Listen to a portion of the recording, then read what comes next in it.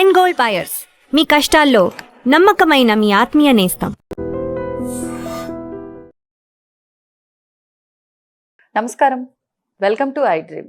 ధర్మ మార్గం విత్ విజిత కార్యక్రమానికి స్వాగతం.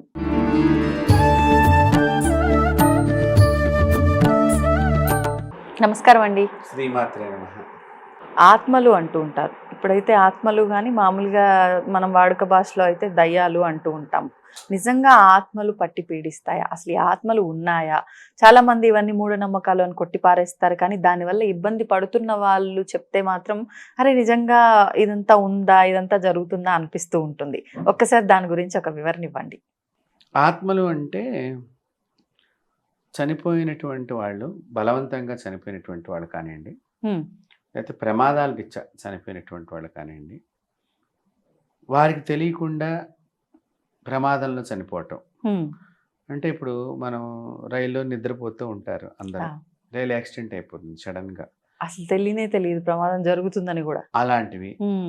తర్వాత తగలబడిపోతూ ఉంటాయి కొన్ని ఇళ్ళు, అలా అట్లాంటి ప్రదేశాల్లో చనిపోయినటువంటి వాళ్ళు, కొన్ని కోరికలు తీరకుండా చనిపోయినటువంటి ఎవరైతే ఉంటారో వీళ్ళు ఆత్మలుగా మారేటువంటి అవకాశం ఉంటుంది. వాటిని నెరవేర్చుకుంటానికి మా జీవితం అర్ధాంతరంగా ఆగిపోయింది అని బాధపడుతూ వాళ్ళు ఉంటూ ఉంటారు.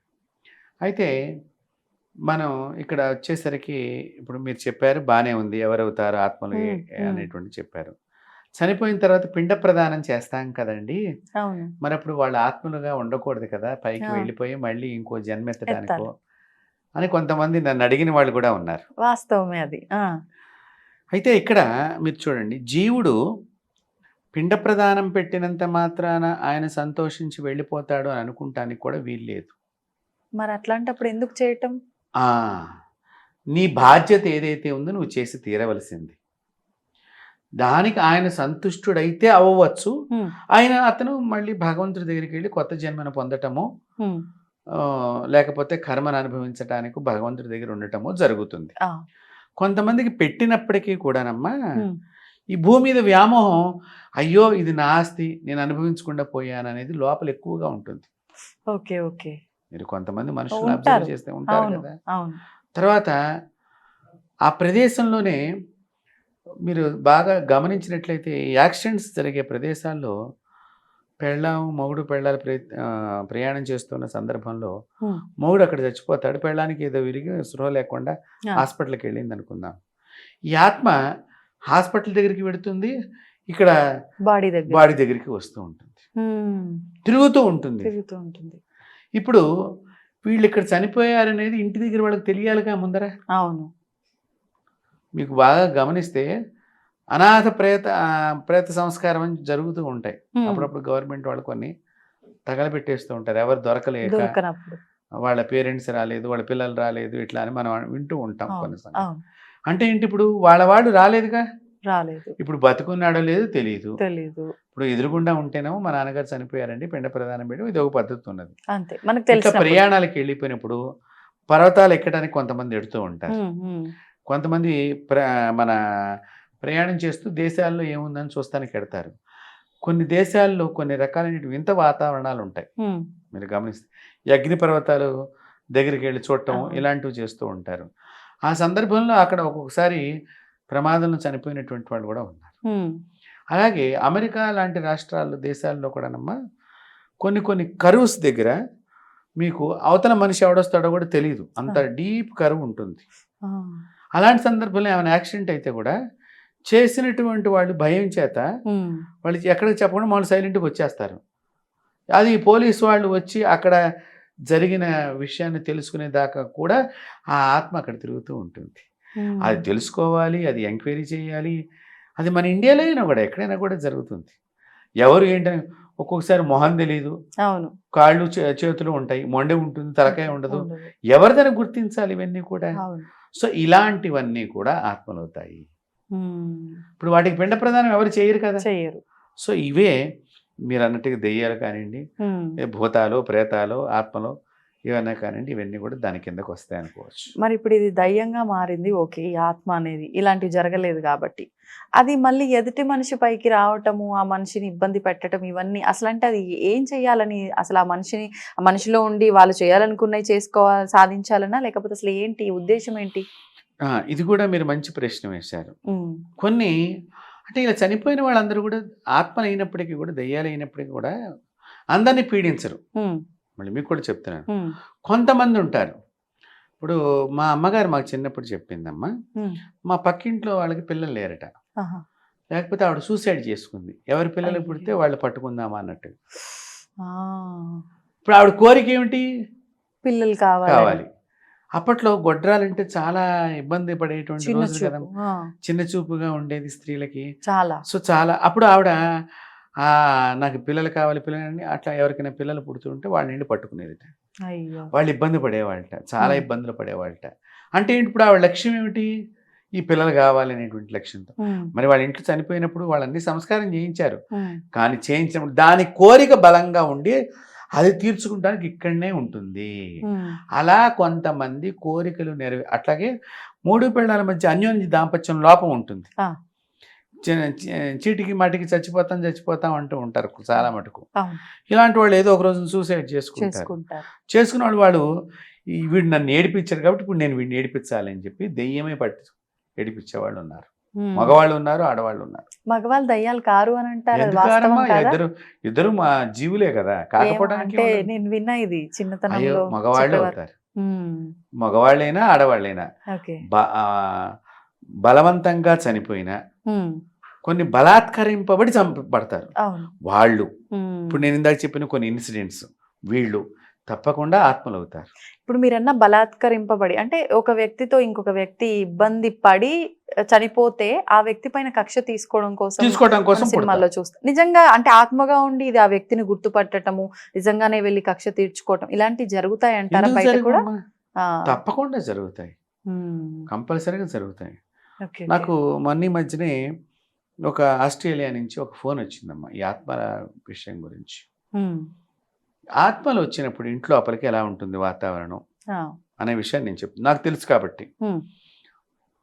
మనకి జుట్టు తగలబడుతుంది చూసారా, ఆ వాసన వస్తుంది. ఏదో మాడిపోతున్నట్టు స్మెల్, జుట్టు కాలిన వాసన. అదొకటి. మాడిపోయిన అన్నం మాడిపోయిన వాసన వేరుగా ఉంటుంది, జుట్టు కాలిన వాసన ఈ రకమైన స్మెల్ వస్తుందమ్మా. రెండోది, మీకు ఈ చర్మం ఉంటుంది కదా, అచ్చంగా ఈ చర్మాన్ని ఒక్కటే తగలబెడుతుంటే ఎలా వాసన ఉంటుంది? మాంసం కాదు, పైన చర్మం, ఓన్లీ స్కిన్, ఆ తగలబడ్డటువంటి వాసన వస్తూ ఉంటుంది వాళ్ళు వచ్చారు అని చెప్పడానికి. ఇలాంటివి నేను చాలా చోట్ల గమనించడం జరిగింది. అంటే వాళ్ళ ఇంట్లో ఏదో ఇట్లా ఉందని నన్ను పిలిచినప్పుడు నేను ఇలాంటివి అన్ని కూడా గమనించిన. అదొకటి. ఇంకొకటి, మొన్న నాకు కాల్ చేసినటువంటి వాళ్ళ గురించి చెప్తున్నా. ఇప్పుడు మనం ఏదైనా ఇట్లా వస్తువు పెట్టామనుకోండి, ఇప్పుడు మీరు ఆ టేబుల్ మీద బ్యాగ్ పెట్టారు, ఇప్పుడు ఇక్కడ ఎవరు వెళ్ళలేదు, మనం ఇక్కడ కూర్చొని సడన్ గా కింద పడిపోతుంది. అది కామన్ గా కొన్నిసార్లు పడుతూ ఉంటాయి కదా, అట్లా ప్రదేశంలో మీరు పెట్టారు. ఓకే, అంత ప్రాపర్ గా ఉన్నప్పటికీ పడుతుంది. ఓకే, ఏంటబ్బా పడింది, ఎవరైనా వెళ్ళారా అన్నట్టుగా అనిపిస్తుంది. తర్వాత మనకు కూడానమ్మా ఎవరి మీద నుంచి దూసుకెళ్ళినట్టుగా ఎప్పుడన్నా సడన్ గా అనిపిస్తూ ఉంటుంది. ఇప్పుడు ఇవి చెప్తూ ఉంటే ఇలాంటివి జరుగుతూ ఉంటాయి. తర్వాత ఏదో గుద్దుకున్నట్టుగా కానీ మనకి ఇలా జరుగుతూ ఉంటాయి. ఈ ఆత్మలు వచ్చాయి అని చెప్పడానికి నాకు ఆవిడ నా నెంబర్ ఎక్కడో దొరికింది. ఆవిడ నాకు ఫోన్ చేసి సేమ్ మీరు యాజ్ టీజ్ గా మా ఇంట్లో జరుగుతున్నది చెప్తున్నారని నేను చెప్పింది. అక్కడ అన్ని మీకు తెలిసిపోయాయి. ప్లస్ ఆవిడ చెప్పులు అలా గోడకి పెట్టిందిటమ్మా. ఆ ఆత్మ వచ్చిందని సంకేతానికి ఆ చెప్పులు 2 కింద పడిపోయినాయి. తర్వాత నా వాయిస్ వినిపించిందిట, ఆ పడిపోగానే నా వాయిస్ పెట్టిందిట. నేనేం చెప్పాను ఆవిడకి జాగ్రత్తలు ఎలా చేస్తాయని. ఈ వాయిస్ పెట్టగానే ఆత్మ బయటికి వెళ్ళిపోయిందిట నా వాయిస్ విని. అంటే ఏంటి, ఒక మంత్ర అనుష్ఠాన పరుల యొక్క వాయిస్ విన్నా, మంత్ర అనుష్ఠాన పరుల యొక్క ధ్వని అక్కడ ధ్వనించిన అనుష్ఠానం చేసినటువంటి శక్తి వలన అవి బయటికి వెళ్ళటం, వాళ్ళకి కొంచెం సేపు రిలాక్స్ అవ్వటం. ఉమ్. చాలా రోజుల తర్వాత నేను ప్రశాంతమైన నిద్రపోయానండి అని చెప్పింది ఆవిడ. పాపం పోనీలేండి, ఎంతకాలం అయిందో నిజంగా వీటి వల్ల ఇబ్బంది పడుతూ వాళ్ళు. కాబట్టి ఇలాంటివి కొన్ని జరుగుతూ ఉంటాయి ఉమ్. ఈ ఆత్మలు చేసేటువంటివి. ఉమ్, ఉమ్, ఉమ్. తర్వాత మీకు బాగా గమనిస్తే మీకు సినిమాల్లో చూపిస్తుంటారు, ఈ దుప్పట్లు లాగుతూ ఉన్నట్టుగా ఎవరో ఆ, వచ్చేట్లాగా. అలాంటివి కూడా జరుగుతూ ఉంటాయి. ఉమ్, ఉమ్. ఒక్కొక్కసారి మీ ఇంట్లో వాళ్ళే మీకు ఆత్మలుగా ఇచ్చి పట్టు పీడిస్తూ ఉంటారు. ఆ, ఇది అర్థం కాదు నిజంగా. అంటే ఆత్మకు మంచి చేయడం రాదా? ఎంతసేపు ఇబ్బంది పెట్టడమేనా? ఇబ్బంది పెట్టడం అంటే ఇప్పుడు మీ సపోజ్ ఒక ఆయన ఉన్నాడు, ఉమ్, ఆయనకు ఒక కొడుకు ఉన్నాడు.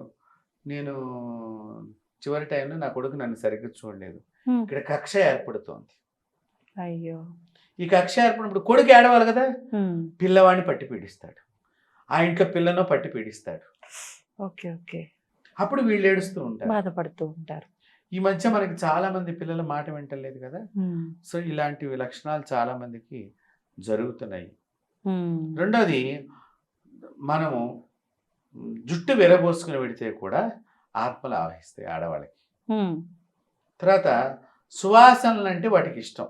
ఆహా. ఎందుకు ఇష్టం సువాసనలు అంటే, నేను అది అనుభవించకుండా వచ్చేసాను, దాని కోరికల మిగిలిపోయింది. మిగిలిపోయింది. ఇప్పుడు ఉమ్. సో ఇప్పుడు నేను దాకా బలాత్కారం అని చెప్పాను కదా, ఈ అవును. బలాత్కరింపబడి చనిపోతారు కదా. అవును. వాళ్ళు పాపం మంచిగా అందంగా తయారయ్యి ఉంటే ఉమ్. ఏ పాపిష్టి వాళ్ళు కొంతమంది ఎత్తుకెళ్ళిపోయి ఏదో చేసి ఉంటారు కదమ్మా. అవును. సో నేను ఇంత అందంగా ఇంత అందంగా ఉండేదని వాళ్ళ ఈ జన్మ వచ్చింది, ఇది ఎలాగా. ఉమ్. కాబట్టి అలా అందంగా తయారైన వాళ్ళని కూడా నేను నేర్పించాలని ఆహాహాహా. అనేటువంటి ఆలోచన. భావనలు ఆత్మలకు ఉంటూ ఉంటాయి.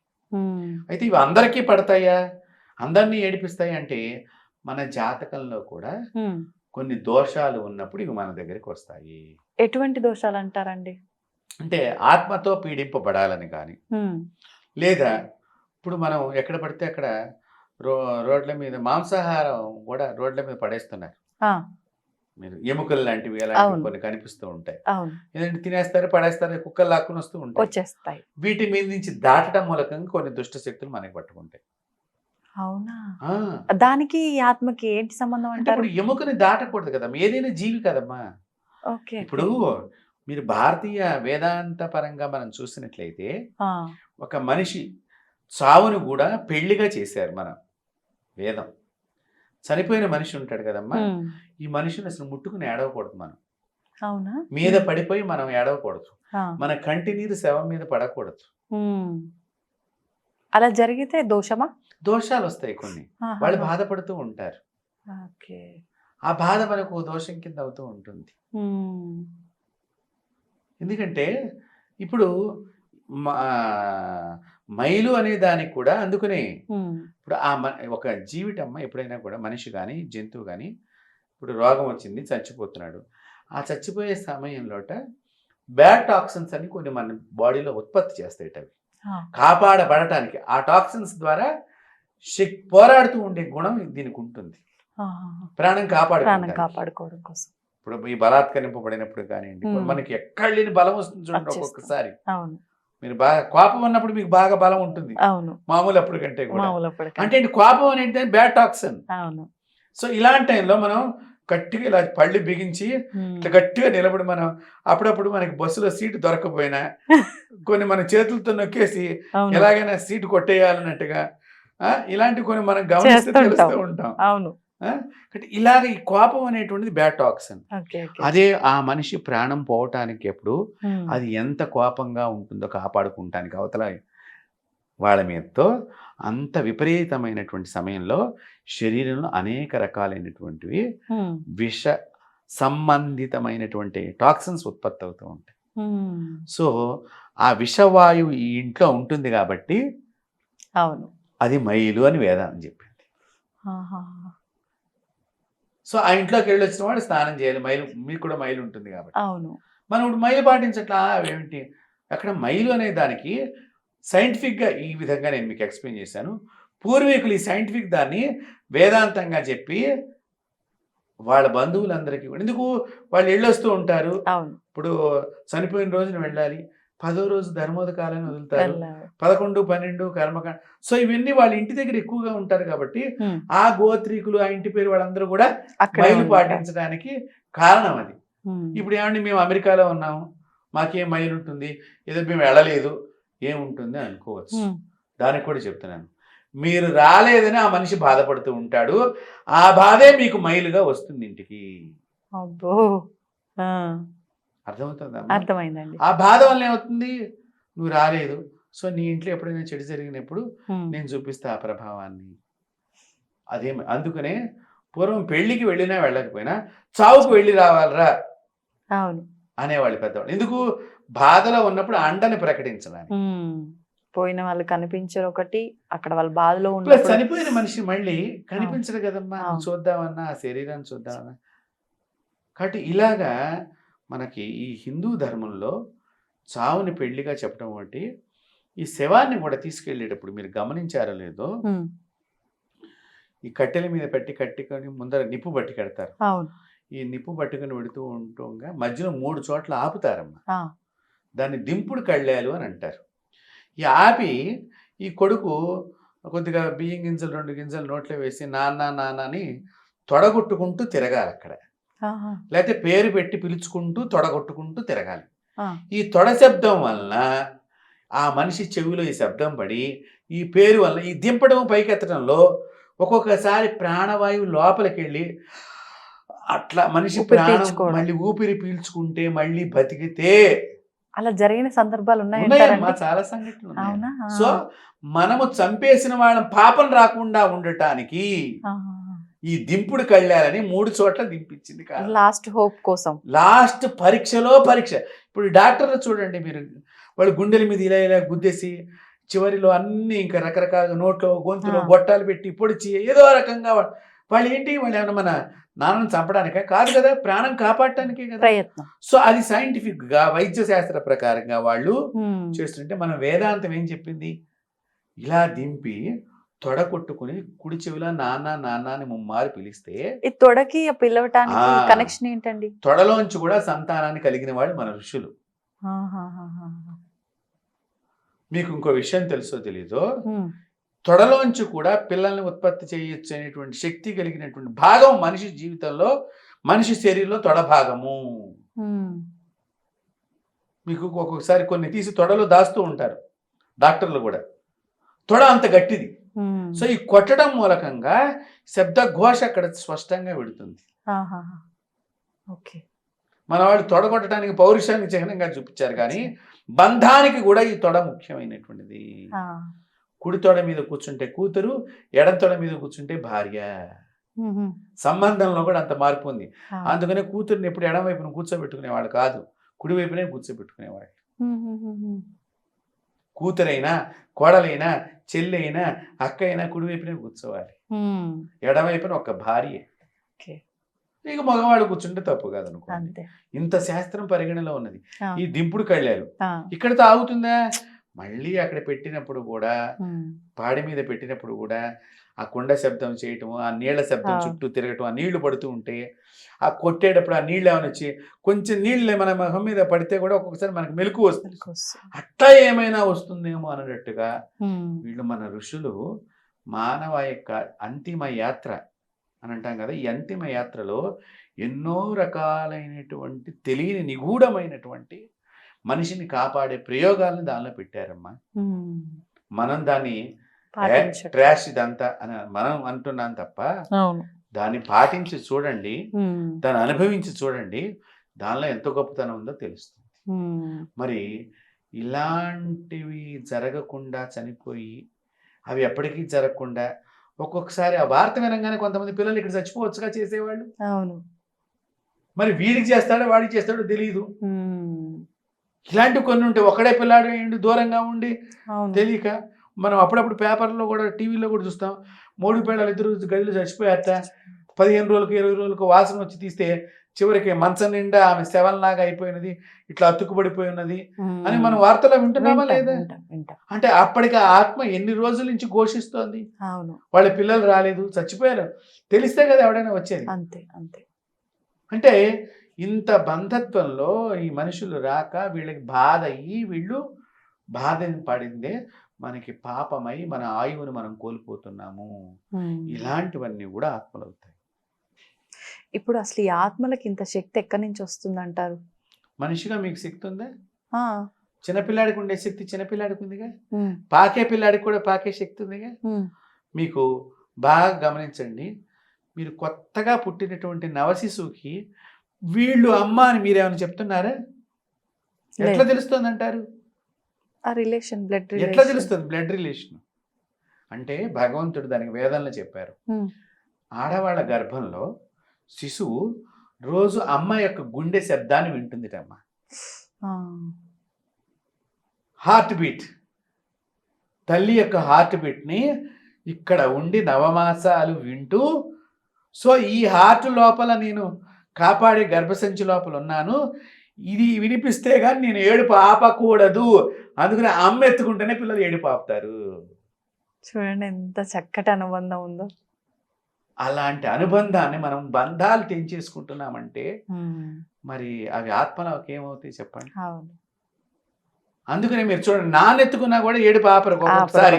అవును, అవును. ఆమె ఎత్తుకోగానే ఇట్లా దగ్గర తీసుకు మనం ఏమనుకుంటాం, ఆ నాన్న కూడా తెలిచావదు, నాన్న కూడా ఇగో పాలకి ఏడుస్తున్నట్టుంది నువ్వు తీసుకో అని చెప్పేసి మనం కూడా అడుగుతాం అట్లా తల్లిగా.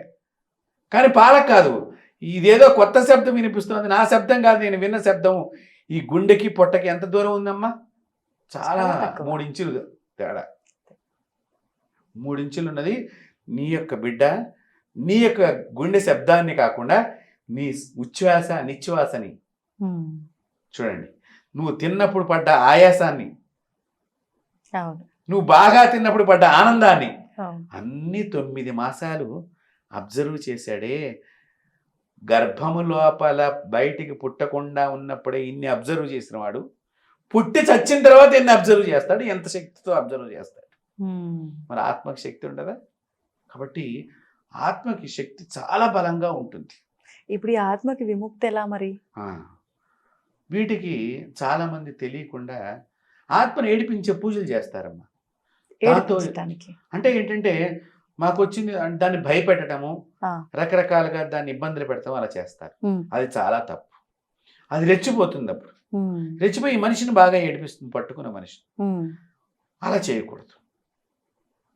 ఈ ఆత్మకి మనం ఇది శాంతించాలి అంటే దాంతో మాట్లాడాలి. ముందర మనం ఆత్మతో మాట్లాడి, అది మాట్లాడుతుందమ్మా మనతో. ఎందుకంటే నేను అలా చాలా చేశాను. మాట్లాడుతుంది ఆత్మ. అంటే ఆమె శరీరం లోపల ఉంటుంది కదా. ఆ ఆత్మ శరీరంలో ఉన్నప్పుడు ఒక రకమైనటువంటి వింత భాషణ, పలుకులలో కానీ మాటల్లో కానీ రెగ్యులర్గా మీరు మాట్లాడినట్టుగా ఉండరు. ఆ సమయంలో వేరే వాయిస్ ఉంటుంది. ఓకే. అప్పుడు వీళ్ళు కూడా ఈ అమ్మాయి మా అమ్మాయి కాదు, మా అమ్మాయి వాయిస్ కాదని ఈ పేరెంట్స్ ఇక్కడ ఉండే పెద్దవాళ్ళు చెప్తూ ఉంటారు మనకి. అంటే అసలు మనం గుర్తించడం వీళ్ళ పైన ఏదో పూనింది అనేదానికి ఈ వింత బిహేవియర్ ఉంటుందా? ఇంకేమైనా వింత బిహేవియర్ ఉంటుంది. కొద్ది రోజుల నుంచి ఏకాంతంగా ఉంటారు, అన్నం సరిగ్గా తినరు, మొండితనంతో ఉంటారు, ప్రసాదాలు స్వీకరించరు, గుడికి రారు, బద్ధకంగా ఉంటారు, స్నానం చేయరు ఎక్కువసేపు, లేటుగా, అంటే పొద్దున్న లేచిన వాళ్ళు రాత్రికి స్నానం చేస్తారనమాట. ఇట్లా అన్ని లక్షణాలు. అన్నం పెట్ట అది ఎండిపోయింది మనం అట్లా వదిలేస్తారు ఆ ప్లేట్. అట్లా లైట్లు వేయకుండా ఉండటము, ఇలాంటి వాతావరణంలో వాళ్ళు ఇష్టపడుతూ ఉంటారు.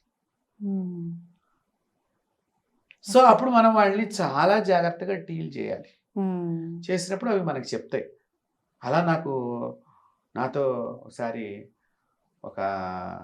చాలామంది చెప్పారనుకోండి, వాళ్ళు ఎక్కడి నుంచి వచ్చారు, ఏంటి వాళ్ళ పేరేంటి, ఎలా చంపబడ్డాము, ఎలా చనిపోయాము అని కూడా చెప్పిన వాళ్ళు ఉన్నారు. మళ్ళీ వాళ్ళకి నేను ఇక్కడి నుంచి వెళ్ళిపోయేటట్టుగా వీళ్ళని డబ్బు ఖర్చు పెట్టమంటాను. ఎవరైతే ఆత్మ పట్టుకున్నారో ఆ పట్టుకున్న అమ్మాయి అబ్బాయి ఉంటారు కదా, వాళ్ళ తల్లిదండ్రుల చేత ఆత్మకు ముక్తి కలిగే పూజలు వీళ్ళ చేత చేయించాను. చేయించినప్పుడు ఆత్మ సంతోషపడుతుంది. సంతోషపడ్డప్పుడు ఈ పిల్లని వదిలేస్తుంది. అలా చాలా మంది ఉన్నారు. అప్పుడు ఇంకా ఆత్మ విముక్తి పొందినట్టేనా? ఆత్మ విముక్తి పొందుతుందా లేదా అనేటువంటిది మనం చెప్పలేం. ఆత్మ వీళ్ళ నుంచి వెళ్ళిపోయింది. అయితే దానికి కూడా మళ్ళీ ఇప్పుడు నేను చెప్పాను కదా, ఇట్లాంటి సూసైడ్ చేసుకున్నా కానీ బలవన గరుడ పురాణంలో ఏం చెప్పబడిందంటే 22 జన్మల దాకా ఈ ఆత్మగానే ఉంటుందట ఈ శరీరం. 23వ జన్మలో ఒక వటవృక్షం మీద ఈ ఆత్మ ఉన్నప్పుడు ఈ దెయ్యమో భూతమో ఇదేమో కింద వేద పండితుడు వేదం చదువుతూ ఉంటే ఆ వేద ఘోష వలన 24వ జన్మలో మనిషిగా ఉత్పత్తి అవుతాడు. అంటే చూడండి, అందుకనే దయచేసి ఎవరు కూడా ఈ వీడియో చూస్తున్నటువంటి వాళ్ళు ఎవరు కూడా చనిపోయే పనులు చేయమాకండి. నేను ఈ సబ్జెక్ట్ ఎందుకు చెప్తున్నాను, బలవన్ మరణాలు ఆపు చేయడానికి. అంటే నువ్వు బ్రతికుండి బాధ భరించలేను అనుకొని చనిపోతే తర్వాత ఇబ్బంది ఇలా పరిణామం నువ్వు అనుభవించాల్సి వస్తుంది. అందరూ గుర్తుపెట్టుకోవాలి ఇది. కాబట్టి మీరు దయచేసి ఆత్మహత్యలు చేసుకోవద్దు. ఇప్పుడు ఒక చిన్న డౌట్ అండి, 23 జన్మలు అన్నారు, 24వ జన్మల విముక్తి పొందింది అని ఉదాహరణ. అసలు మానవుడి కంటే 100 సంవత్సరాలు, 120 సంవత్సరాలు, 50 సంవత్సరాలు ఎంతో అంత. ఆత్మకి వయస్సు ఎంత ఉంటుందంటారు ఒక జన్మలో? అది భగవంతుడి మీద ఆధారపడి ఉంటుంది. ఎందుకంటేనమ్మా ఇప్పుడు మనం ఇక్కడ నేను చెప్పాను, నేను ఒకళ్ళకి ఇట్లా విముక్తులు చాలా మందికి, ఒకళ్ళనే కాదు, విముక్తి చెందినప్పుడు ఒక్కొక్కసారి దానికి మనసు కరిగిపోతుంది. కరిగిపోయినప్పుడు నేను మళ్ళీ జన్మ తీసుకుంటాను, భగవంతుడి దగ్గరికి వెళ్ళిపోతాయి ఒక్కొక్కసారి. ఇక్కడ వదిలేస్తే ఇప్పుడు ఈ ఆత్మ వెళ్ళటానికి కూడానమ్మా మళ్ళీ ఇంకో శరీరం ఎత్తుక్కోవాలి. బయటికి వెళ్ళిన తర్వాత ఏదో శరీరాన్ని ఎత్తుక్కోవాలి. అందుకని అవి చాలా బాధపడతాయి, వెళ్ళటానికి ఇష్టపడవు. ఆత్మ ఒకసారి, అందుకని దెయ్యం పట్టిన వాళ్ళు చాలా మొండి చేష్టలు ఉంటాయి, చాలా రకరకాలుగా ఉండడానికి కారణాలు ఇవే. వెళ్ళటానికి అవి ఇష్టపడవు. అందుకనే మనం ఏం చేస్తాం, వాటికి ఉత్తమ జన్మ కలిగించే ప్రక్రియని చేస్తాం. చేసినప్పుడు అది ఆ ఉత్తమ స్థానం నాకు లభిస్తోంది. అదే అనాథ ప్రేత సంస్కారం అని మన భారతీయులు ఋషులు అందించిన గొప్ప సంప్రదాయం అమ్మ. అనాథ ప్రేత సంస్కారం ఎవరైతే చేస్తారో చేస్తున్న వాళ్ళకి చాలా పుణ్యం వస్తుంది. అలాగా చేసినటువంటి వాళ్ళకి తప్పకుండా వైకుంఠంలో మోక్షం వస్తుందని చెప్పబడింది గరుడ పురాణంలో కూడా. మనం శవాన్ని పట్టుకుంటానికి ఇప్పుడు చాలా మంది ఏం పోతాంలే అలా అనుకోకూడదు, ఏం పడతాంలే అనుకోకూడదు, పట్టాలి, చక్కగా వెళ్ళి పలకరించాలి. అంటే ఎటువంటి దోషము లేదు, పట్టుకోవటం వల్ల చేయటం వల్ల ఏం తప్పేం లేదు. చేస్తే ఇంకా మనకి మంచిది. నువ్వు బాధ్యత తీసుకుంటున్నావు కాబట్టి ఆ చనిపోయిన వాడు మిమ్మల్ని ఆశీర్వచనం చేయడానికి అవకాశం ఏర్పడుతుంది నీకు. అలా కూడా ఉన్నది కాబట్టి మనం దాన్ని ఉపయోగించుకోవచ్చు. ఇప్పుడు అలా ఏదైనా అనాథ చనిపోయిన శవం ఏదైనా కనిపించింది అనుకోండి, ఈ సంస్కారాలు చేయాలి అని అంటే ఓన్లీ ఆ బాడీని కాల్చడము, పూడ్చడము చేయటం వరకేనా? మిగిలిన కార్యక్రమాలు ఎలా అయితే మన ఇంట్లో మిగిలిన కార్యక్రమాలు మీరు అన్నట్టుగా తద్దినం పెట్టడము, సంవత్సరికాలు జరపడం అవి కాదు, అవసరం లేదు. ఇది మాత్రం అంటే ఇది చేయాలి, బాడీని ఫైర్ చేయటము, లేకపోతే భూములు పాతి పెట్టడము, ఈ విధమైనటువంటి సంస్కారం చేస్తే మనకు పుణ్యం వస్తుంది. లేకపోతే ఆ ప్రదేశం అంతా అనారోగ్యమయం అయిపోతుంది కదా. ఇప్పుడు ఇక్కడ శవం ఉందనుకోండి, కుళ్ళిపోయి పురుగులు పట్టిపోయి ఇదంతా పాకి నానా రకరకాలుగా చెడ్డవాయువు వచ్చేసి గాలి పొల్యూషన్ అవుతుంది, భూమి పొల్యూషన్ అవుతుంది, రకరకాలుగా ఉంటుంది కదా. సో నువ్వు ఇది ప్రపంచాన్ని కాపాడిన వాడు అవుతున్నావు కదా, భగవంతుడు నీకు అందుకుని పుణ్యం ఇస్తాడు. అవును, ఇది ఒక్క మనుషుల విషయంలోనైనా, జంతువులు చనిపోతే కూడా వదిలేసి వెళ్ళిపోతాం, జీవి విషయంలో కూడా పుణ్యం వస్తుంది. జీవి లోపల కూడా ప్రాణం ఉంది కదమ్మా, అది కూడా వీడిని ఆశీర్వచనం చేస్తుంది మీకు. అందుకనే మనం కాలభైరవుడు గురించి చెప్పుకున్నప్పుడు కూడా మీకు ఒక విషయం చెప్పాను. ఆ సందులో కుక్కలు ఉన్నప్పుడు ఆత్మ వచ్చినప్పుడు కుక్కలకు తెలుస్తుంది, అవి అరుస్తాయమ్మా అని మీతో నేను చెప్పడం జరిగింది మనకి. కాబట్టి ఆత్మను మొట్టమొదట కనిపించేదే కుక్కకి. అందుకనే పిండం పెట్టేటప్పుడు ఇంట్లో కుక్క ఉండకూడదు. మనం పిండం పెట్టేటప్పుడు మనం పిలిచినటువంటి ఆ స్వధా మంత్రాలతో, స్వధాదేవి అమ్మ వాటికి, ఆ స్వధా మంత్రాలతో పిలిచినప్పుడు మీ తాతగారు, మీ నాన్నగారు ఎవరైతే మీరు అక్కడ కార్యక్రమం చేస్తున్నారో వాళ్ళు వచ్చి తీరతారు. అందుకని కుక్క మనం ఇంటి లోపల పూర్వం పెంచుకునేవాడు కాదు, మామూలుగా వస్తే ఏదో దుద్దు అని మనం అన్నం పెట్టి పంపించేయడమే తప్ప కట్టేయటము, ఇంటి లోపల మనం మంచాల మీద పడుకోబెట్టడం మన పూర్వీకులు చేయలే. అవును, ఆవుని పెంచుకున్నారు. ఆవు ఇంటి లోపలికి వచ్చి గృహప్రవేశానికి లోపలికి రావాలని కోరుకున్నారు, ఆవు పేడ పడాలని కోరుకున్నారు. మనం పెంచమన్న దాన్నమో చంపేదానికి పంపిస్తున్నాము, ఇంట్లో వద్దు బయట ఉంచిన దాన్నమో లోపల తెచ్చుకున్నాము. ఇది కాక ఇంకా రకరకాల జీవులు కూడా పెంచుకుంటున్నాము, పిల్లులు పాములు కూడా పెంచుకుంటున్నారు, చిలుకలు. నేను మొన్న కూడా మీతో చెప్పారు, పామును పెంచుకున్నటువంటి ఆవిడ ఆహారం మానేస్తే ఏమైంది అనేటువంటి విషయాలు కూడా. కాబట్టి ఇలాగా ఈ ప్రతి జీవి కూడా మరుసటి జన్మలో కానీ కిందటి జన్మ మన రిలేషన్ ఉంటేనే అవన్నీ టచింగ్స్ వస్తాయి. సో ఇక్కడ ఈ ఆత్మలతో మన జాతకం లోపల ఇందాక నేను చెప్పాను, ఆత్మ మన జాతకంలో ఆత్మతో వీడు బాధపడాలి అని ఉన్న ఒకటి. రెండోది ఆత్మలు ఎందుకు పడతాయి మీరు ఇందాక అడిగారు, ఎందుకు వస్తాయండి మన దగ్గరికి అంటే, ఇప్పుడు మీరు నాకు కిందటి జన్మలో డబ్బులు ఇవ్వాలమ్మా, నాకు ఇవ్వాల, నేను నిన్ను పిలిచి అమ్మ నా డబ్బులు ఇవ్వాలి అంటే ఇస్తా అన్నా కొద్ది రోజులకి. తర్వాత నేనేమి ఇవ్వక్కర్లేదన్నా, నాకు ఆ డబ్బు మీద వ్యామోహం ఉంటుంది, నా డబ్బే అయిపోయింది, అయ్యో నా కొడుకు ఇచ్చుకునేవాడిని, ఇంత మోసం చేసింది అని ఏడ్చుకుంటూ దిగాలుగా చచ్చిపోతాను. అప్పుడు నిన్ను పట్టి పీడిస్తాను ఆ డబ్బు కోసం. అందుకని రెట్టింపు ధనముతో ఇప్పుడు నువ్వు ఆత్మ సంస్కారానికి జరిగితే గాని ఆ డబ్బు ఖర్చు అయితే గాని ఆత్మ శాంతించు.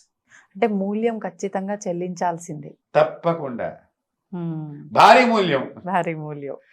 అంటే ఇలాగ ఈ ఆత్మలు అనేటువంటివి రకరకాలుగా చేస్తూ ఉంటాయి. తర్వాత కొన్ని మంచి ఆత్మలు ఉంటాయి. ఇవేం చేస్తాయి? అవి మనకి ఏదన్నా ప్రమాదం వస్తుంటే మనకి చెప్తూ ఉంటాయి వచ్చి. ఇవి కూడా మనకు సంబంధించిన ఆత్మలేనా? అంటే మనతో అంటే మనకు సంబంధించినవి కావచ్చు, లేకపోతే మన మీద ప్రేమతో కూడా వచ్చి చెప్పవచ్చు. వాళ్ళకి కొంతమంది మనం హెల్ప్ చేస్తాం కదా, వాళ్ళు చనిపోయి ఉంటారు, ఆ ప్రేమతో వచ్చి చెప్తూ ఉంటాయి మనకి వచ్చి. Okay okay. ఈ మధ్య కాలంలో కాజల్ది నేను ఒక మూవీ చూసిన, దాంట్లో వాళ్ళ భర్త రూపంలోనే ఒక ఏదో శక్తి వచ్చి పిల్లల్ని వీళ్ళందరినీ చంపేద్దామని చూస్తే పిల్లల్ని రక్షించుకునే ప్రాసెస్లో ఫస్ట్ ఈమె చనిపోద్ది. ఆ తర్వాత చనిపోయిన తర్వాత కూడా ఇంకా ఆ భర్త రూపంలో వచ్చిన శక్తి ఈమె చనిపోయినా కూడా పిల్లల్ని చంపడానికి చూస్తుంటే ఆమె ఆత్మగా ఉండి పిల్లల్ని సేవ్ చేసుకుంటూ ఉంటది. ఇలాంటి నిజమేనా? అయితే నిజమేనమ్మా, నిజమే. ఇవన్నీ వాస్తవాలు కాబట్టి వాళ్ళు సినిమాలో పెట్టి ఆడించుకుంటూ డబ్బులు సంపాదించుకుంటున్నారు అనుకోండి, అది వేరే విషయం. కాబట్టి అంతిమ సంస్కారం అనేటువంటి సరిగ్గా జరిగితే అవి మనం ఏడిపించవు, మనల్ని బాధించవు. కాబట్టి ఆత్మ అనేటువంటి దానిలో ఇబ్బందులు అనేటువంటివి చాలా ఉంటాయమ్మా. ఇప్పుడు ప్రేతాత్మ అని కూడా అంటారు, ఆత్మ ప్రేతాత్మ రెండు విడివిడిగా. ఇప్పుడు ఆత్మ అది ప్రేతాత్మ, చనిపోయిన తర్వాత ప్రేతమైంది కాబట్టి. జీవంతో ఉన్నప్పుడు ఉండేది ఆత్మ, అది ప్రేతాత్మ.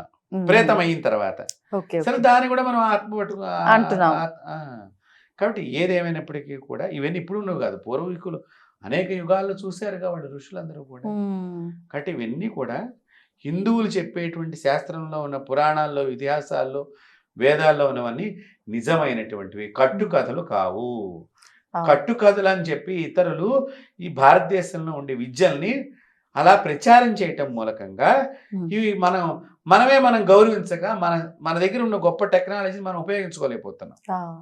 ఇప్పుడు ఆత్మలకి కూడా నివాస స్థలాలు ఉంటాయా? అంటే శ్మశానంలోనే ఉంటాయా, లేదు అంటే సినిమాల్లో చూపిస్తారు ఎక్కువ రోజులు జనావాసం లేని ప్రదేశంలో, పాడుబడ్డ బంగ్లాల్లో, ఇలాంటి వాటిలో ఉంటాయి. అంటే ఇక్కడ ఏంటంటే దీపము లేని ఇల్లు, పాడుబడ్డ గృహము అంటే దీపాలు ఎవరు వెలిగించరు కదా, దీపం. అందుకనే భక్త్యా దీపం ప్రయిచ్చామి దేవాయే పరమాత్మనే త్రాహిమాన్ నరకా ఘోరాత్ దివేర్ జ్యోతిర్ నమోస్తుతే శుభం కరోతి కళ్యాణి.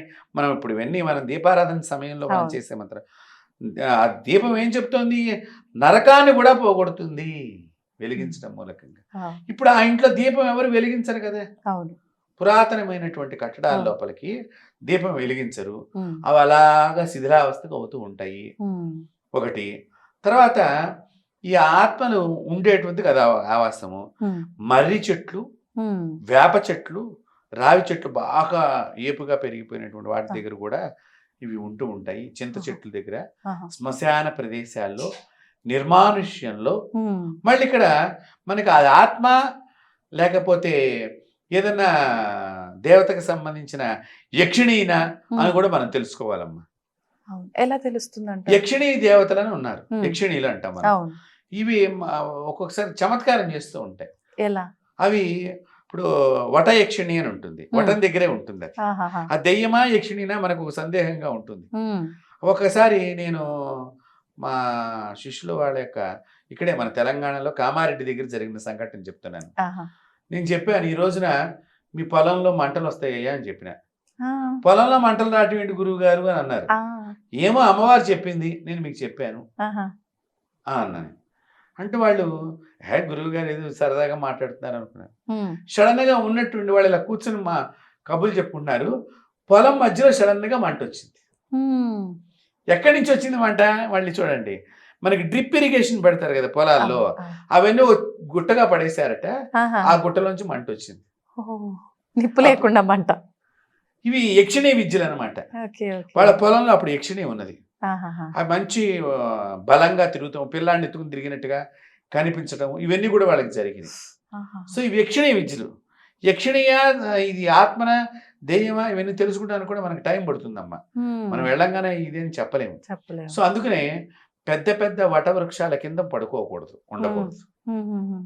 నిర్మానుష్యమైన ప్రదేశంలో, ఇప్పుడు దేవాలయంలో వటవృక్షం ఉన్నది, అక్కడ పడుకోవచ్చు, తప్పు. ఎందుకంటే అక్కడ మనం దీపం పెడతాం, రావి చెట్టు దగ్గర ఏవో ప్రదక్షిణాలు చేస్తారు దారం కట్టి, అలాంటి.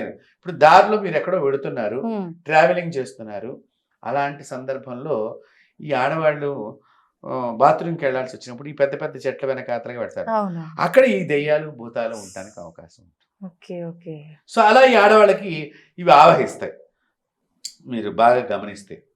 కాబట్టి ఇట్లా పెద్ద పెద్ద వృక్షాల దగ్గర, అలాగే మనకి సమాధుల దగ్గర, ఉంటాయమ్మా సమాధుల దగ్గర. మరి కొన్నిసార్లు ఇళ్ల మధ్యలోనే ఇవి ఉండడం చూస్తూ ఉంటాము.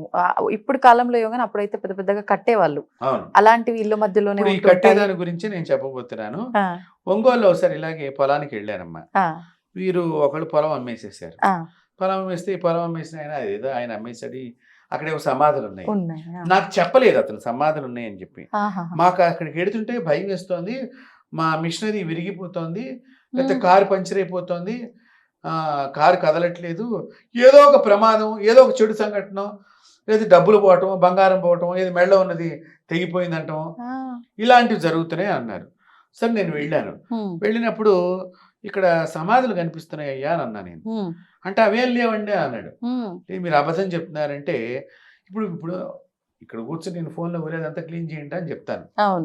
అక్కడ ఎవడో నా మనిషి పని చేస్తా ఉంటాడు, వాడు ఇంకోటికి అసిస్టెంట్ చెప్తాడు, వాడి అసిస్టెంట్కి ఆ ప్రొక్లైన్ తీసుకొస్తాడు వాడు. వీడికి తెలియదు మేము చూడలేదని వీడు చెప్తాడు, ఈ యజమాని వచ్చేసరికి నేను కూడా చూడలేదని చెప్తాడు, యజమాని మేము కూడా చూడలేదని నాకు చెప్తాడు. ఇప్పుడు ముగ్గురు చూడలేదు, కానీ చూసిన వాడు ఎవడు ప్రొక్లైన్ తో పనిచేసిన వాడు. వాడిని పిలిపించిన నేను. పిలిపిస్తే అవునండి ఇక్కడ ఇట్లా తులసి కోటకు కట్టి దిమ్మ కట్టి అవన్నీ ఉన్నాయండి అన్నాను. అవన్నీ ఏం చేశారా అంటే ఆ పక్కన ఉన్నాయండి అన్నాడు. తీసేశారా? ఆ పక్కగా నెట్టేసేసారు రోడ్ల పైకి పక్కకు. అప్పుడు నేనేం చేశాను, అవన్నీ తీయించుకొచ్చి మళ్ళీ ఆ కొండలో ఎముకలు అవన్నీ, కొంతమంది ఏం చేస్తారంటే శవాన్ని పెడతారు పొలంలో, కొంతమంది ఏంటి శవాన్ని తగలబెట్టేసి ఆ ఎముకలను మాత్రమే కుండలో పెట్టి దాని మీద తులసి కోట కడతారు. సో వీళ్ళు అక్కడ జరిగింది అది సమాధి. ఇది కూడా ఆచారం ఏమైనా ఉంటుందా? ఒక్కొక్క ప్రాంతంలోనమ్మా, ఎవరి భావాలు వారివి. అవి పెట్టాలని కూడా ఎక్కడ ఏం లేదు. ఏదో మా నాన్న పొలం నేను పెట్టుకుంటా అంటే ఏం చెప్తాం మనం, దానికి ఏం మాట్లాడాం కదా. సో ఇట్లా కుండలో దొరికితే నేను అవన్నీ పిలిపించి మళ్ళీ అవన్నీ తీసుకెళ్ళి వేరే చోట పాతించి, సమాధుల దగ్గర వేరే శ్మశానం దగ్గర మీరు ఇవన్నీ పాతేసిరండి అని చెప్పేసి, ఈ పొలం ఎవడమ్మాడు, ఈ సమాధి ఏంటిదో వాడిని కనుక్కోండి అంటే వాడి పేర్లని చెప్తే బ్రాహ్మణులు పెట్టి ఆ పూజా కార్యక్రమం అంతా చేయిస్తే అప్పుడు వీడి పనులు స్టార్ట్ అయినాయి. ఇది ఒంగోలులో జరిగిన సంఘటన. ఇప్పుడు మీరంటే ఎన్నెన్నో దైవ కార్యాలు చేస్తున్నారు, జపాలు, మంత్ర దీక్షలు ఇవన్నీ ఉన్నాయి కాబట్టి మీకు కనిపించింది ఓకే. సామాన్యులు కూడా కొంతమంది మేము దయ్యాన్ని చూసాము, తెల్లగా నీడలాగా కనిపించింది, గాల్లో తేలుతున్నట్టుగా, కాళ్ళు భూమి కానకుండా అలా నాకు ఒక ఆకారం కనిపించింది, ఇలాంటివి చెప్తుంటారు. అంటే అలా వాళ్ళకు సామాన్యులకు ఎటువంటి దైవారాధన లేకుండా కనిపిస్తోంది అని అంటే పలానా వాళ్ళు ఈ నక్షత్రంలో పుట్టిన వాళ్ళకి, లేదంటే ఈ టైంలో జన్మించిన వాళ్ళకి కనిపిస్తాయి అనేది కూడా ఏదైనా ఉంటుందంటారా? ఉంటుంది. ఇప్పుడు మనం ఆ నక్షత్రాలు చెప్పద్దు, చెప్పిన కానించి వ్యూవర్స్ ఆ నక్షత్రం కనిపిస్తుందని రోజు తిరుగుతూ ఉంటారు, వాళ్ళకి మనం టెన్షన్ క్రియేట్ చేసిన వాడు అవుతాం ఇంట్లో వాళ్ళకి. కాబట్టి కొంత ఇట్లాంటివి కనిపించే అవకాశం ఉంటుంది.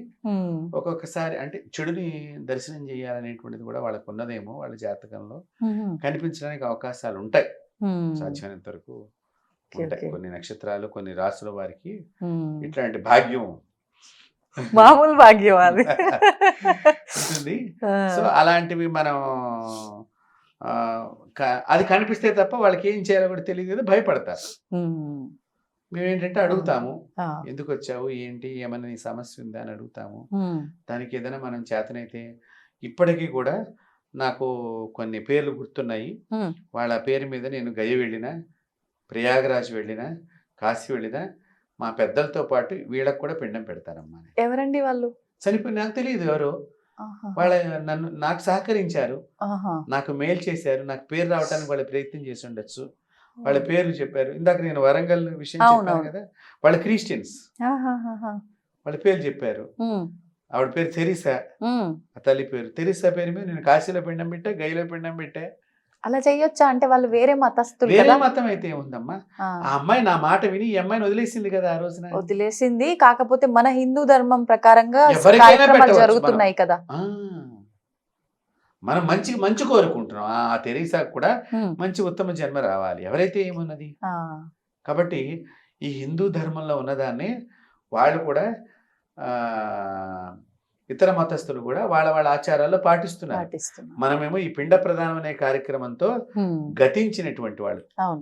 కీర్తిశేషులైనటువంటి వాళ్ళకి, చనిపోయినటువంటి ఆ మనుషులకి మన పిండ ప్రదానం అనే ఒక సంస్కారం ఉన్నది. ఉమ్, ప్రతి సంవత్సరం కూడా వాళ్ళ తద్దినం రోజున ఏదో మా ఇంట్లో మన దగ్గర ఉంది, వాళ్ళ దగ్గర సమాధుల పండుగ ఆ, అని క్రిస్టియన్స్ అవునవును. సమాధుల పండుగ, అలాగే ముస్లిమ్స్లో కూడా ఈ సమాధుల దగ్గరికి వెళ్ళి శుభ్రంగా కడిగేసుకుని రావటం, ఇట్లాంటివి కొన్ని ఉంటాయి. మంచిగా అలంకారం చేసుకుని రావటం. ఫిబ్రవరి మార్చి ఆ టైంలో ఏదో చేస్తారు చేస్తారు. సమాధుల పండుగ. ఆ, అవును. కాబట్టి వాళ్ళు కూడా మన దాన్నే వాళ్ళు పెట్టుకున్నారు. ఉమ్, కాకపోతే విధానాలు వేరు. విధానం వేరంతే. ఉమ్, వాళ్ళలో కూడా నేను చూశానమ్మా, ఒక క్రిస్టియన్ ఫాదర్ గారిని, ఆయన ఇటలీ నుంచి వచ్చారు. 2 చేతులు ఇలా పెట్టుకుని నుంచుని ప్రార్థన చేస్తే ఒకళ్ళకి ఆత్మ తొలగిపోయింది. ఉమ్, ఉమ్, ఉమ్, ఉమ్. అట్లాంటి వాళ్ళని చూశాను. Okay, okay. ముస్లిమ్స్లో కూడా నేను గొప్ప వాళ్ళని చూశాను. ఉమ్, అంటే వాళ్ళు ఏ మతాన్ని విమర్శించరు, ఉమ్, అలాగే వాళ్ళు కూడా గోవుని చంపరమ్మ. ఆ ముస్లిమ్స్ గోమాంసం తీసుకోరు. ఉమ్. అలాంటి వాళ్ళు కూడా ఉన్నారు. ఆహా. వాళ్ళు కూడా ఆత్మల్ని పోగొడతారు. ఉమ్. అలాంటి వాళ్ళని చూశాను నేను. వాస్తవానికి అంటే చెప్పచ్చో లేదో కానీ చిన్నప్పుడు గ్రామాల్లో కూడా పిల్లలకి ఏదైనా ఇబ్బంది వస్తే ముస్లిమ్స్ తాయెత్తు కడితే పోతుంది అనే విశ్వాసం కూడా కొంతమందికి ఎక్కువగా ఉంటుంది. ఉంటుంది ఉంటుంది ఉంటుంది. ఉంటుంది ఉంటుంది. ఆ, అప్పట్లో వాళ్ళు మంచిగానే ఉన్నారు. తర్వాత కాలంలో రాను అవును, రాను అవును. ఏవో జరిగినాయి అనుకోండి, వాటి గురించి మనం విన్నాం. విన్నాము. సరే, ఏదేమైనప్పటికీ కూడా అందరిలో మంచి బుద్ధి కలగాలి, అంతే. అందరూ మంచిగా ఉండాలి అవును. ఆ, అని మనం కోరుకుంటాం తప్ప మనం ఏం చేయలేం ప్రస్తుత సమాజంలో. అంతే, అంతే. అంటే ఆత్మలు అనేటువంటివి మీరు అన్నట్టుగా రకరకాలుగా వాటి ప్రయాణము, వాటి జర్నీ, ఉమ్, వాటి ఎండింగ్ ఎలా ఉంటుందో తెలియదు, తెలీదు. ముగింపు ఉమ్, రకరకాలుగా. అంటే నాకంటే ముందర అనేక మహాత్ములు, ఉమ్. అనేక గొప్పవాళ్ళు విభూతి ఇచ్చి ఆత్మను పోగొట్టిన వాళ్ళు ఉన్నారు, ఆ, కుంకాన్ని ఇచ్చి పోగొట్టిన వాళ్ళు ఉన్నారు, ఆహా. మంత్రించిన నీళ్లు కొడితే మొహం మీద ఆత్మ వదిలేసిన వాళ్ళు ఉన్నారు, ఓకే, ఓకే. ఉమ్, ఆడపడుచులు పట్టారు కొంతమందికి ఇంట్లో పిల్లలకి. ఆహా. ఆ, ఈ రెండో పెళ్ళానికి మొదటి పెళ్ళం చచ్చిపోయిన పెళ్ళం వచ్చి పట్టింది ఆ, పూర్వీకుల్లో. ఇలాంటివి కూడా నేను గమనించడం ఉన్నాయి. జరిగింది. ఉమ్, అంటే ఒక్కొక్కటి ఒక్కొక్క అంతే, అంతే. వాంఛతో ఉంటాయి. ఉమ్. కాబట్టి ఏదేమైనప్పటికీ కూడా ఆత్మలు ఆరాధన చేస్తాయా భగవంతుడికి? అవి చేయలేవమ్మా, చేయలేవు. చేయలేవు. ఉమ్, ప్రార్థిస్తాయి, మాకు ఈ జన్మ వద్దని ఏడుస్తాయి, ఆహా. పూజలు చేయలేవు, చేయలేవు. ఏడుస్తాయి. అవి ఓ భగవంతుడా మాకు ముక్తిని ప్రసాదించు, ఉమ్. ఏడుస్తాయి. అంటే ఈ శరీరంతో ఉన్నప్పుడే మనం ఏం చేయాలన్నా ఆత్మగా ఒకసారి మారితే మనం ఏమి చేయలేము. చేయలేము. అందుకనే మానవ జన్మ ఏడవలసిందే. 84 లక్షల జీవాల్లో ఉత్తమమైన జన్మ మానవ జన్మ. దీన్ని సద్వినియోగం చేసుకోండి. పురాణ, ఇతిహాస, భారత, భాగవత, రామాయణ గాథలన్నీ కూడా చెప్తున్నవి ఇది ఏ విషయము. రాముడి చరిత్ర నిదర్శనము, కృష్ణుడి చరిత్ర నిదర్శనము. ఒక వశిష్ఠుడు, ఒక వాల్మీకి, ఒక భగీరథ మహర్షి, ఒక విశ్వామిత్రుడు, వీళ్ళందరూ ఎందుకున్నారు? సప్త ఋషులు, దేవతలందరూ కూడా మనిషి జీవితానికి ఎందుకు ప్రాధాన్యత ఇచ్చారంటే మనం డివైన్తో కనెక్ట్ అవ్వచ్చు, డివైన్ని చూడవచ్చు. ఈ కళ్ళతోనే, ఈ చక్షువులతోనే ఈ రోజే మనం దేవుణ్ణి చూడవచ్చు. అంత గొప్ప జన్మని ఏదో అల్ప సంతోషం గురించి తీసుకోకూడని పదార్థాలు, తినకూడని పదార్థాలు, వ్యసనాలకి లోనయ్యి, పరస్త్రీ వ్యసనాలకు లోనయ్యి, ఒక పాపిష్టి ఆలోచనతో పాపపు ఫలాలను మోయటానికి పాపపు తిళ్ళు తింటూ అది మా బాధ. దయచేసి అలాంటివి చేయమాకండి మన ఐ డ్రీమ్ ద్వారా నేను అందరినీ కూడా కోరుకుంటాను. మానవ జన్మ 84 లక్షల జీవాల కంటే అతి ఉత్తమమైనటువంటి గొప్ప జన్మ. దీన్ని భగవంతుడు చూడటానికో, పరులకు ఉపకారం చేయటానికో, మీ అమ్మగారికి నాన్నగారికి మంచి పేరు తేవటానికో ఈ జన్మను సార్థకతం చేసుకోండి. లేకపోతే అలా ఆత్మలై తింటారు. పీడింపబడతారు తర్వాత. ఎందుకంటే మంత్రం వేసినప్పుడు వాటికమ్మ వాతలు పడతాయట. మంత్రాలు చదివేటప్పుడు వాటికి ఒక మనకు అప్పుడప్పుడు ఇట్లా ఒక డప్పు వాయించుకుని ఇట్లా కొట్టుకుంటూ ఉంటారు సరే శరీరం మీద డబ్బులు ఆ మాదిరిగా వాతలు పడతాయి వాటికి. చాలా మంది కొడతారు వేపమండలు పట్టుకుని ఆత్మ పట్టినటువంటి వాళ్ళు. అవి మంటెక్కిపోయి ఏడ్చేస్తూ ఉంటారు వాళ్ళు. తర్వాత వీళ్ళకి ఒళ్ళు నొప్పులు ఉంటుంది దిగిపోయిన తర్వాత. కానీ అలా చేయకూడదు. చాలా మన మన దగ్గర జపశక్తితోనే వాటిని సున్నితంగా ట్యాకిల్ చేయవచ్చు. కాబట్టి ఈ మానవ జన్మను సద్వినియోగం చేసుకోండి. ఆత్మహత్యలు చేసుకోవద్దు. మీ ఇంట్లో మీ అమ్మకో మీ నాన్నకో కడుపు కోత పెట్టద్దు. అలాగే దేశానికి కడుపు కోత పెట్టవద్దు. మీరు పుట్టింది ఒక మంచి పని గురించి. ప్రతి మనిషి పుట్టేది ఒక మంచి కార్యక్రమం చేయటానికి. ఒక గొప్ప పర్పస్ భగవంతుడు మీకు ఇచ్చాడు. అది ఒక సద్గురువుని ఆశ్రయించి ఆ పర్పస్ మీరు ఎందుకు పుట్టారో తెలుసుకుని ఆ గొప్ప పనిని మీరు చెయ్యండి. దేశంలో మీ కీర్తి, మీ ఇంటికి కీర్తి, మీ నాన్నకు కీర్తి, మీకు కీర్తి లభిస్తుంది. ఇప్పుడు ఇది కలియుగం, ఇన్ని జరుగుతున్నాయి ఆత్మలని ఇవన్నీ. ముందర యుగాల్లో కూడా ఈ ఆత్మలు ఇవన్నీ ఉన్నాయి కదమ్మా. ఏ యుగంలో అయినా కూడా ఉన్నాయి. అప్పుడు కూడా ఆత్మహత్య చేసుకున్న వాళ్ళు ఉన్నారు కదా. అప్పట్లో కూడా అంత పుణ్యం, అప్పుడు 99.9% పుణ్యం ఉంటే ఒక .1 అంత కొంచెం దోషం ఉండేది. ఆ దోషానికి ఎవరినో ఇబ్బంది పెట్టేది అది. చనిపోయినటువంటి వాళ్ళు ఇప్పుడు మీకు చూడండి, దశరథ మహారాజు గారికి కొడుకులు లేకుండా చచ్చిపోవాలని శాపం పెట్టినటువంటి శ్రవణ కుమారుడు అమ్మా నాన్న ఎట్లా చచ్చిపోయారు? శ్రవణ కుమారుడు దారిలో వెళ్తుండగా అమ్మకి నాన్నకి దాహం అయితే చెరువు కనిపించిందని మంచిగా పడదామని పెడతాడు. అది జింక తాగుతూ కుండ ముంచినప్పుడు గుట్టుకని నీళ్లు లోపల కుండ లోపలికి ఎడుతూ ఉంటాయి. వెళ్ళిన సందర్భంలో అక్కడ ఒక జింక ఉన్నదో ఏదో ఉంది మొత్తానికి అని చెప్పి ఈయన చూడకుండా బాణం వేస్తాడు. ఆ బాణం ఆ కుండకి తగిలి ఆ శ్రవణ కుమారుడు గుండెల్లో గుచ్చుకుని అక్కడ ప్రాణం విడిచే సందర్భంలో ఏది చచ్చిపోయిందో చూద్దామని వచ్చినటువంటి దశరథ మహారాజు ఈ పిల్లవాడిని చూస్తే, అయ్యో ఏనాయన నువ్వు ఇక్కడ ఎందుకు ఉన్నావు? ఏంటంటే ఇట్లా మా అమ్మ నాన్న గుడ్డివాళ్ళు, వాళ్ళని తొట్టిలో పెట్టుకుని మోసుకెడుతున్నాను, దాహార్తి అయితే ఇక్కడికి వచ్చానంటే అయ్యో అని చెప్పి బాధపడి ఆ మంచిని తీసుకెళ్ళి నేను అడుగుతాడు శ్రవణ కుమారుడు, మా అమ్మకి మా నాన్నకి దాహం తీర్చు అని చెప్పి ప్రాణం వదిలేస్తాడు. వదిలేస్తే అక్కడ అంతిమ సంస్కారం ఏం చేసి ఈ మంచినీళ్ళ కుండ తీసుకుని వస్తూ ఇక్కడికి వచ్చి, అమ్మ మీ పేరేమిటి అంటే, ఎవరు నువ్వు, మా అబ్బాయి ఏడని వీళ్ళు చాలా బాధపడితే లాస్ట్లో చివరిలో చెప్తాడనమాట, నా బాణం చేత చంపబడ్డాడమ్మా, నేను జింకను అంటే నీవు కూడా నీ పిల్లలు లేనప్పుడు విల కొట్టుకుని చచ్చిపోతావు అని చెప్పాడు. అందుకనే కదా భరత శత్రుఘ్నులేమో అమ్మమ్మ గారింటికి వెళ్ళారు, లక్ష్మణుడు రాముడు సీత అరణ్యవాసానికి వెళ్ళారు, అప్పుడు చనిపోయాడు కదా. అంటే ఏంటి, తను చేసింది ఆ జన్మలో చేసింది ఆ జన్మలోనే దశరథ మహారాజు కనిపించిందా లేదా పాపం అనేటువంటిది? కానీ మళ్ళీ ఆయన తెలిసి చేసింది కాదు అయినా అనుభవించాడు. ఎస్, పాపం అనేదమ్మా నువ్వు తెలిసి చేసినా తెలియక చేసినా నీ వెంబడి వస్తుంది. మనం ఇప్పుడు రాదు అనుకునే పాపాలు ఎక్కువ చేస్తున్నాము. ఎవడు చూసి వచ్చాడులే ఇవన్నీ, ఎవరు చూడలేదని మీరు అనుకుంటున్నారు. పంచభూతాలు చూస్తున్నాయి. ప్రత్యక్ష పరమాత్ముడు అనేటువంటి సూర్యనారాయణ స్వామి చూస్తున్నాడు, గాలి చూస్తోంది, ఆకాశం చూస్తోంది, భూమాత చూస్తోంది, చంద్రుడు చూస్తున్నాడు, నక్షత్రాలు చూస్తున్నాయి, రాత్రి చేసినప్పుడు అవన్నీ చూస్తున్నాయి, పగలు సూర్యుడు చూస్తున్నాడు, ప్రకృతి అంతా చూస్తుంది, చెట్లు పుట్టలు అన్ని నిన్ను చూస్తున్నాయి. చూడందంటూ ఏదీ లేదు. నీ యొక్క హృదయాన్ని నువ్వు సరిగ్గా చూసుకోకపోవటం అనేది లేదు తప్ప ప్రపంచం అంతా నిన్ను చూస్తూనే ఉంటుంది. కాబట్టి మనం చూడదు అని అనుకుంటే మాత్రం చాలా తప్పమ్మ. ఎప్పుడైనా నేరస్తుడు దొరుకుతాడు అనే దానికి పెద్ద సాక్ష్యం మనకి ఒకసారి మన బీహార్ అటు నార్త్ ఇండియాలో ఒక రాష్ట్రంలో జరిగిన సంఘటన మా నాన్నగారు మాకు చిన్నప్పుడు చెప్పారు. ఏంటంటేనమ్మా, ఒక రాత్రిపూట ఒక ఆమెను ఒక ఇంట్లో దుండగులు వచ్చి ఆమెను మానభంగం చేశారట. పాప ఆమె కోర్టులో కేసు పెట్టింది. అయితే కోర్టులో సాక్ష్యాలు లేవని కింద కోర్టులు కొట్టేసినాయంటమ్మా. కింద కోర్టులు కొట్టేస్తే ఆమె ఏడ్చుకుంటూ మళ్ళీ హైకోర్టు దాకా వెళ్ళింది. హైకోర్టు కూడా సేమ్గా కొట్టేసింది. సుప్రీంకోర్టుకి వెళ్ళింది. అంటే ఏమి, ఆమె తన శీలం గురించి బాధ. అక్కడ నా శీలం వీళ్ళు దొంగలించారు. శీలం అంటే చాలా పవిత్రమైంది కదమ్మా, దొరకని వస్తువు. ఈ ప్రపంచంలో మీకు ఏదైనా దొరుకుతుంది, శీలం దొరకదమ్మా, ఆడదానికి కానీ మొగాడికి కానీ. ఆవిడ పోరాడి సుప్రీంకోర్టుకి వెళ్ళింది. అక్కడ వీళ్ళు కూడా 5-6 దుండగులు జడ్జి దగ్గర లాయర్లను పెట్టారు, వాదిస్తున్నారు. వాదిస్తుంటే భగవంతుడు అనేవాడు ఉన్నాడు అని చెప్పడానికి ఉమ్, ఈ ఒక్క చిన్న నిదర్శనం అనమాట. ఉమ్, జడ్జి గారు అడిగేటమ్మ వీళ్ళ లాయర్ని, ఏమని, అమ్మా మరి నీ దగ్గర ఏమైనా సాక్ష్యాలు ఉన్నాయా ఏంటి అన్నీ అడిగాడు. ఏమీ లేదు. అయ్యా ప్రతి చోట ఇట్లాగే అడుగుతున్నారు, ఉమ్, నా మాట ఎవరు వింటలేదు, అవును. నేను ఎందుకు వస్తానయ్యా బయటికి ఇంత ఉమ్, నా శీలం గురించి మాట్లాడటానికి, ఉమ్, అనేక రకాలుగా నన్ను ఇబ్బంది పెడతారు కదా తర్వాత కూడా ఉమ్, ఈ సమాజము అని అంటే ఆయనకి బాధ వేసిందిట. ఒక్కసారి మరి ఆయనకి ఏమనిపించిందో, ఆ అమ్మవారిని తలుచుకున్నాడో ఏంటో ఆ జడ్జి గారు కూడా ఈ ఆపోజిట్ క్యాండిడేట్ని అడిగట. ఆ, ఈ లాయర్ గారిని అడిగితే నో సాక్ష్యం, మనం కేసు కొట్టే సింపుల్. కొట్టేసి.